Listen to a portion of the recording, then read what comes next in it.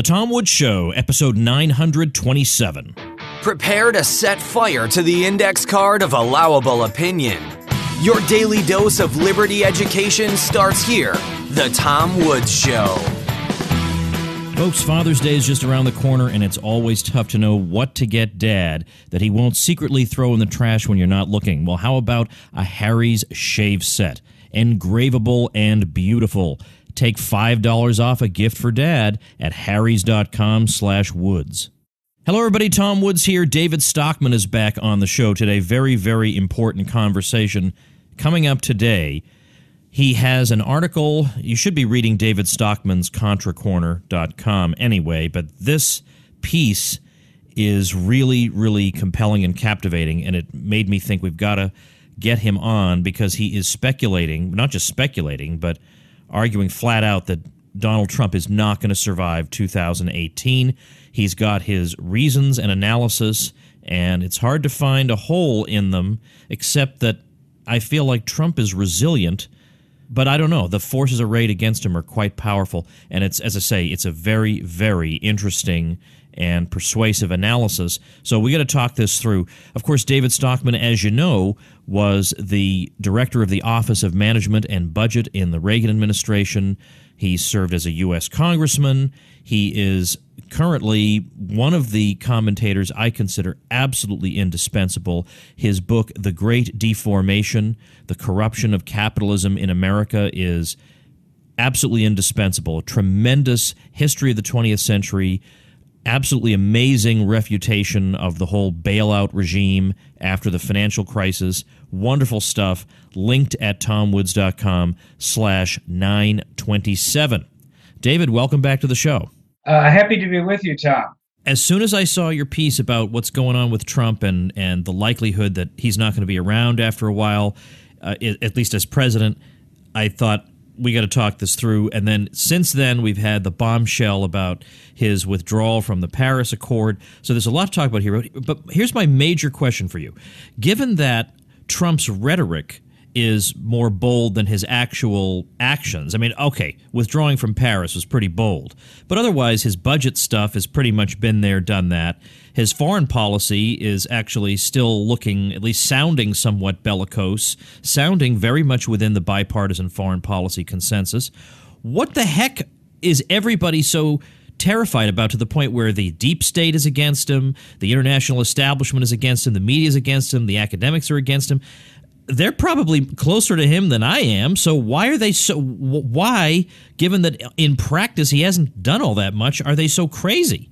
Well, that's the great question of the hour, but there's no doubt that the establishment ruling order, and that's the bipartisan political establishment in Washington. It's the Wall Street leadership that demands, constant stimulus from the Fed or from the budget and from various kinds of policy interventions, determined early on that Trump, as a outsider, as a unscripted, untrained politician, would be a threat to that basic order. America, the American empire abroad, and let's call it the welfare state and bubble finance regime at home.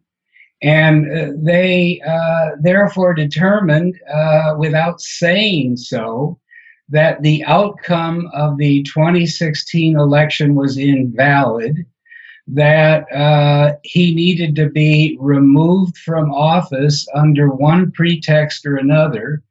And I think that's where we're slipping day by day, week by week, into some kind of grand experiment in the 25th Amendment, whereby they will be looking for some way to find him unfit to continue in office and invent the circumstance and the pretext for sending the modern day equivalent of an Al Haig into the Oval Office to say the helicopters are warmed up, the steps are up, and you need to get on and get out of town. It's kind of unbelievable that that scenario could be talked about, even in a forum as skeptical as ours or yours. But I truly think that's where we're heading, and it's kind of good that we talk about it today, because this is the big day of Comey's second coming on Capitol Hill. And the whole, thrust of the thing will be to establish the bill of particulars that says that a obstruction of justice occurred, or a cover-up happened with respect to a crime that, in my view, is non-existent. At least in the case of Watergate, it was a third-rate burglary. In this case, I think the Flynn conversations, which are at the heart of this with the Russian ambassador in late December, were a first-rate initiative towards world peace, and that they were totally appropriate, and that no law was violated, except if you want to resuscitate the Logan Act from the late 1790s that Jefferson's political adversaries conjured up to undermine his prospective presidency. So, I think we're way off the deep end. Washington has become totally unhinged. This Russiagate frenzy is now reaching really absurd proportions. After all this time, there's still not a scratch of hard evidence to back up any of it.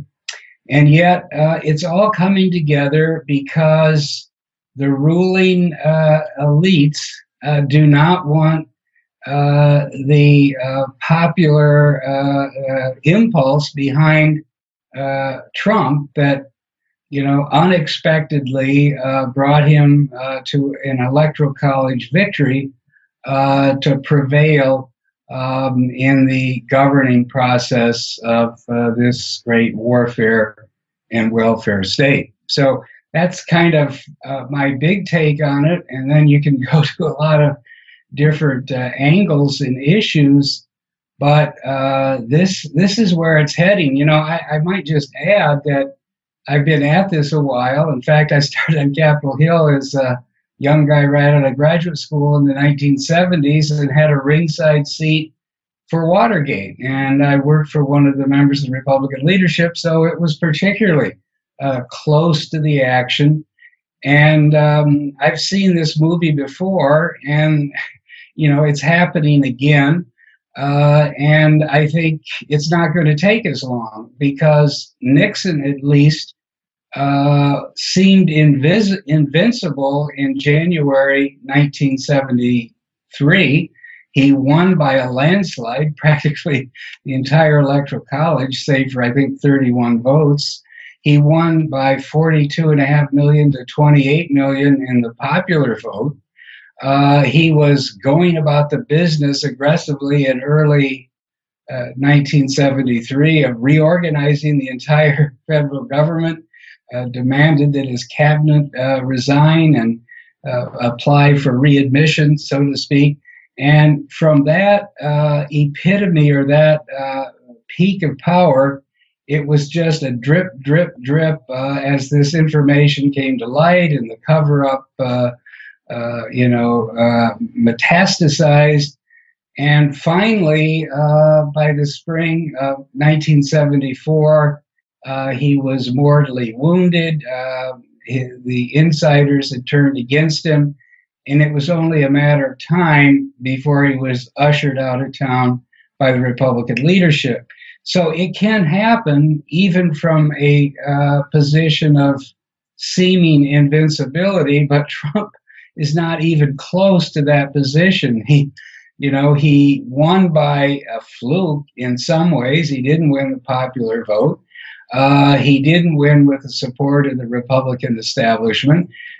He doesn't have a lot of friends and IOUs collected over 30 years like Nixon did from being on the rubber chicken circuit week after week, month after month. So I think he starts from a position dramatically weaker than where Nixon was. And here we are, 5 months in, and the long knives are out and coming at him in every direction. That, I think, is the key thing. He has no obvious base of support. He doesn't even have a base of support within the Republican Party, much of which would love to be rid of him and would much prefer an amiable dolt like Mike Pence to take his place, because he's controllable, he's predictable, he's everything they are and that Trump is not. I want to jump to something because it came as such a surprise to me, and yet as soon as I read it, I thought that must be right. You said, and this is in your article I'm going to link to at tomwoods.com/927. You said, the faltering socialist states of Europe will learn that Washington's endless nagging about spending 2% of GDP on defense had nothing to do with peace and security, and everything to do with raising sales, earnings, and stock prices in the Atlantic area's military-industrial complex. I mean, this article is so good, that's just a throwaway point, but I never thought of that. Yeah, I think you really need to focus on that. And part of the reason why the deep state is so determined to bring him down is that, notwithstanding his martial spirit and posturing and even requesting more defense spending, it wasn't clear that he was a reliable advocate of the whole catechism of the exceptional American exceptionalism, and the requirement for the U.S. to be involved in intervening all over the world in order to keep the peace allegedly and carry on all these high-minded goals. Trump wasn't reliably committed to that. He had enough common sense to say, why do we still have NATO? At least he said that during the campaign. The Cold War ended 25 years ago. He had enough common sense to see that the Ukraine has been part of the greater Russian sphere for 600 years, and that we didn't need to be having a huge confrontation over a civil war that we started effectively when we stimulated the coup in Kiev in February 2014 in Putin's backyard. So he was saying a lot of things that would have, even if they were somewhat, ad hoc and disconnected, were not consistent with the worldview that supports this great military, industrial, surveillance, spy state establishment, both in the United States and in Western Europe as well. So the point is, without a confrontation with Russia, which is totally unnecessary, why would you need to spend 2% of GDP on defense in Western Europe? Germany's spending 1%. I don't think that in the end there is any chance whatsoever, in this world or the next, that Russia is going to invade and occupy Germany. It's crazy. It's a ridiculous thought. And the rest of Europe is so, buried in their own socialist debt and massive government programs that weaken their economies, that they don't need to spend 2%, nor can they probably even bring it about if they wanted to. So I think the point I was making there is, what I like about Trump is that, for better or worse, whether intended or not, he's turning out to be the great disruptor, the unpredictable loose cannon that from time to time, in one way or another, questions the fundamental verities and catechism on which this whole, monster Leviathan state is based, And that's better than a time server like Pence that we're eventually going to have as the 46th president of the United States. But in the interim, maybe some furniture will be broken, maybe some dislocation and crises will be generated, and maybe more of the public will begin to wake up as much of it did during the 2016 election. Since you wrote your article, we had the Trump announcement that he's withdrawing from this Paris Accord, which now has, if he thought he had enemies before, has now probably increased them by a factor of 10 after doing that. I'd like to hear your thought about that particular point, and then also, what about this Paris Accord? People say it was just it's just purely symbolic, so what's the big deal? Yeah, well, that's a good point. I applauded him, obviously, for doing it. I also noted the irony, because the truth of the matter is that,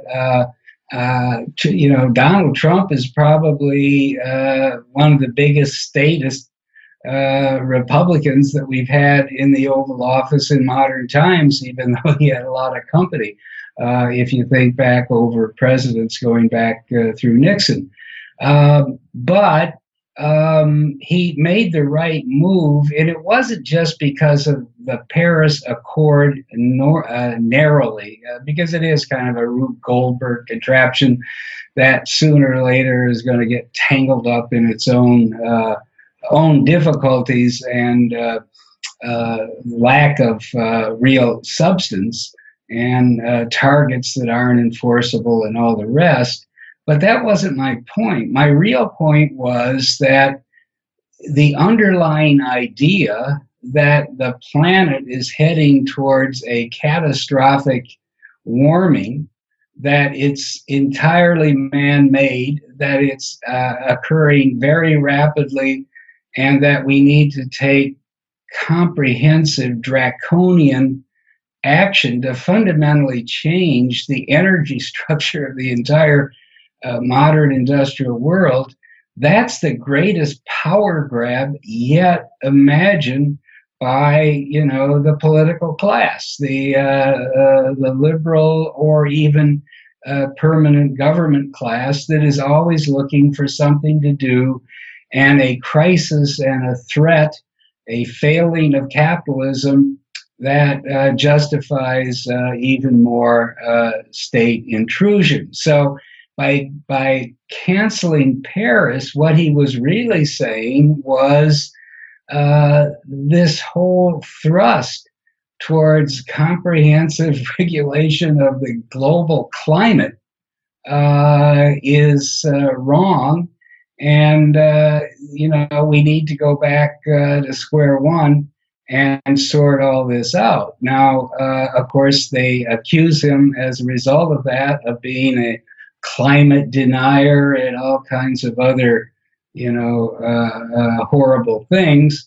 But it is at least reopening a debate that was more or less closed when the mainstream Republicans capitulated one way or another with double talk and so forth during the Obama era. So now I'm very glad to see that the case can once again be reopened. That, there's some warming going on. It's been happening off and on for the last several billion years, so there's nothing new about it. The level of, deception and intellectual dishonesty that has been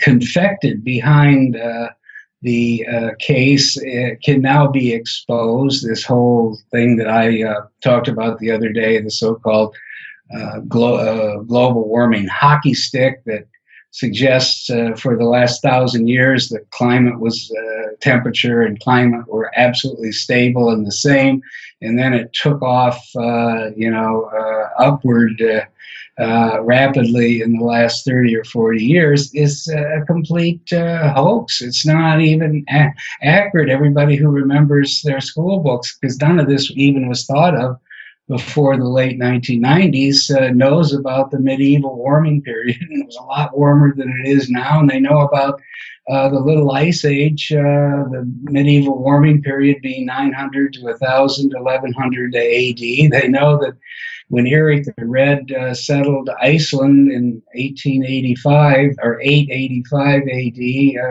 he wasn't colorblind when he named it not Iceland but Greenland, when he named it Greenland. And he was not suicidal when he thought that they could establish farming colonies on what day is a glacier and ice pack. The weather was totally different, and thriving agricultural communities developed there during the global warming. That was pre-industrial. Obviously, it had nothing to do with coal-fired power plants or 400 million autos that are in the global fleet today. By the same token, by the time you got to the 1700s, early 1700s, when we were in the Little Ice Age, the temperature was several degrees on average below where it is today. So there's nothing new about this. It goes back in time and through the different glacial areas as far as you want to look back. We're in a modest rebound from the Little Ice Age at present. Generally, the carbon dioxide level has gone up modestly. It's not hurting anything. It's probably actually improving the productivity of agriculture around the world. So, this is just another case of a predicate, just like the global policeman predicate and the central banking predicate, that is the underlying basis for this monster state that we have today. And until that predicate is challenged and punctured, the state keeps mushrooming and expanding and intruding. So the reason I applaud Trump so much for taking this stand is at least on this third front. We've got the warfare state, and it's going to be hard to unshackle ourselves from that. We've got the welfare state with 150 million people now living one way or another from government checks. We've got central banking and bubble finance built into the very fabric of our financial system and economy, and that's going to be difficult to shake. And this global warming was going to be kind of the last straw, at least in some ways, and hopefully at least that one has been temporarily stymied. More to come with David Stockman after we thank our sponsor. Folks, if you're a longtime listener of this show, you know that the man who has been voted the #1 guest of the Tom Woods Show, Michael Malice, was a recipient of a Harry's shave set from me because I thought that's a great gift. Plus, engraved with his initials on it, he's just going to love it. Well, on Father's Day, you can do the same thing. Don't get your dad another necktie. He's got plenty of those. He's got plenty of #1 dad t-shirts. Get him something he can use and that's thoughtful. And the special limited edition Father's Day Harry's shave set is just what the doctor ordered. It comes with a storm gray razor handle, chrome razor stand, foaming shave gel, 3 replacement blades, and a travel cover. Plus, it comes in a sleek, beautiful gift box with the option to add custom engraving and a personalized card for free.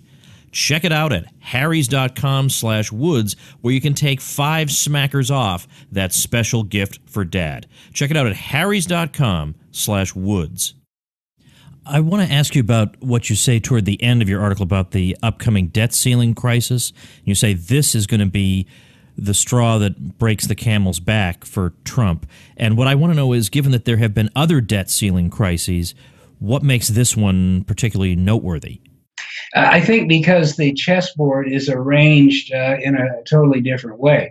Remember, the crisis in 2011 was solved at the end of the day because the White House was occupied by a believer in massive government budgets, and that debts don't really matter that much since we owe it to ourselves, and that You could prime the pump of the economy through this Keynesian stimulus he did at the time. And when push came to shove, he was able to negotiate a sellout with the House Speaker, John Boehner, who was about as establishment down the line as they make them in the Republican Party in Washington. So there was always a coalition there of a White House that believed the debt didn't matter and the debt ceiling had to be raised because we owe the money, and the middle-of-the-road Republicans who didn't want to be blamed for a crisis or a real serious shutdown of the government or forced allocation and prorating of the actual revenue coming in once the debt ceiling limit had been reached. Now, I think we're in a totally new ballgame, especially since the Democrats have declared war on Trump. They're basically trying to relitigate the last election through this whole Russia-gate scam. And when you go, and so he's going to have to do it more or less on the Republican side of the aisle. And there, the party's totally divided between status quo-oriented establishmentarians and careerists and some pretty frisky and feisty Freedom Caucus members and other conservatives, Tea Party conservatives, who are not about to vote for trillions of more national debt on top of the 20 trillion we already have without something big in return. But that is going to be impossible to get because you'll never get the middle-of-the-road establishment Republicans to sign on to sweeping entitlement reforms and the rest. And frankly, I don't know how you're going to get Trump to agree to it either, since he's ring-fenced 1.8 trillion of annual spending in Social Security and Medicare. So I think now, the true dysfunctionality of Washington on the fiscal front is going to be apparent in a way that it wasn't in the past because of the ability at the last moment in a threatened crisis to pull together a Democrat middle-of-the-road Republican coalition. I don't see that happening now. And I think we're actually going to reach a state sometime in August or September when there is no cash left in the Treasury. It's running down quite rapidly by the day. We're at the ceiling, 19.8 trillion. And that they may well be forced to either threaten or actually allocate the incoming revenues to the highest priority spending requirements, at least in the light of the administration. Now that will be a day of reckoning in Washington because nobody's prepared for that, and I think that's the next act in this whole thing. I wonder if it might be interesting, David, if you and I had a gentleman's bet on this Trump not being in there by 2018. You want to do that? Because I think he still will. I think he'll just say, you know what, I'll burn the whole thing to the ground before I leave. Well, I think he has that, but and that may well be possible. And yes, I'm willing to do a gentleman's bet here, but I think it's going to go a little differently. I think there's going to be a tremendous period of upheaval and dislocation, and he's going to stumble and stagger and bleed out. But politically, that is. But when they reach the point where the internal polls of the Republican Congressional Committee and Senate Committee and National Committee are showing a wipeout or potential wipeout in 2018, they will, gather the party elders together and essentially say, now's the time for you to leave, declare victory, that you've done what you set out to do, declare mission accomplished, and then get on the helicopter and get out of town and bless Pence as you go. That's what I think is going to happen. It's only a question of the precise timing, and that is yet to be seen. It depends on how this thing, bobs and weaves and twists and turns as we go forward. But I don't think he'll make it to November 2018. Okay. All right. Well, we'll see. If it's December 1st, 2018, he's still in there. I don't know. But if he's out, I will be very glad to eat crow on this. I think your scenario is entirely plausible. But if it did happen that way, to me, it would be such an open coup that I wonder if they have the guts to try it. But yet, apparently, given the other things they've tried, lying us into war and everything else they do, I guess they probably wouldn't hesitate. Well, if people want... Tom, I can say on that, don't underestimate the capacity of those people down there to rationalize and spin and turn black into white and up into down. It's amazing what they can convince themselves of, including right now. Look at this whole Russia thing. Who has presented one transcript yet of an intercept that shows somebody engaging in treasonous conversation with the Russians either before the election or after? It's ridiculous. There is no evidence there, and yet you can't, find many people in Washington that doubt there was a massive Russian intrusion in the last election. So I think they're capable of believing anything that's politically expedient at the moment, especially as the mainstream media just hammers and hammers and pounds away at a theme, and that's what they do.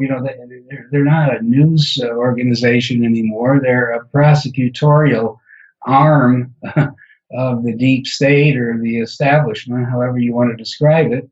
And once they start, hitting the points in the indictment, it becomes very hard to refute and shake off. And that's why that's where I think we're heading. Well, if people want more David Stockman commentary, where do they go? The best place is my daily comments in David Stockman's Contra Corner. I publish every day 1,000 to 2,000 words on topics like these as they become salient on the short-term basis, but I do it in the context of history and in the context of a free market libertarian philosophy, non-interventionist philosophy. So, it's a different angle on things than you're ever going to see on the mainstream media. Well, David Stockman's ContraCorner.com is where people should go. I'll link to that also at tomwoods.com/927. And we'll just wait and see, David. It's a very bold prediction, I think. I know you think it's a slam dunk. I think it's a very bold prediction, and we'll just see what happens. Thanks a lot. Okay, we'll come back and review the outcome if and when we get there. Exactly. We'll see which one of us will be in sackcloth and ashes on that day. All right. Thanks, David. Thank you. All right, everybody, before I let you go, our friends at libertyweekly.net now have a podcast. So if you should actually run out of Tom Woods Show episodes, if that's actually possible, then you might want to give them a shot. They're brand new, but they've already got episodes on the hot topics, so you know they're going to be good. On war, on nullification, and I happen to like their feature, Thought Crime Thursdays. So check them out at libertyweekly.net. Help out some Tom Woods Show listeners. Give them a shot. And, of course, you can get a nice shout-out, free publicity, plus a whole bunch of bonuses, including our mutual help private Facebook group just for people who use my link. As long as you get your web hosting through my link, you get incredible bonuses from me. Get the details on all that at tomwoods.com/publicity, and I'll see you tomorrow. Become a smarter libertarian in just 30 minutes a day. Visit tomwoods.com to subscribe to the show for free, and we'll see you next time.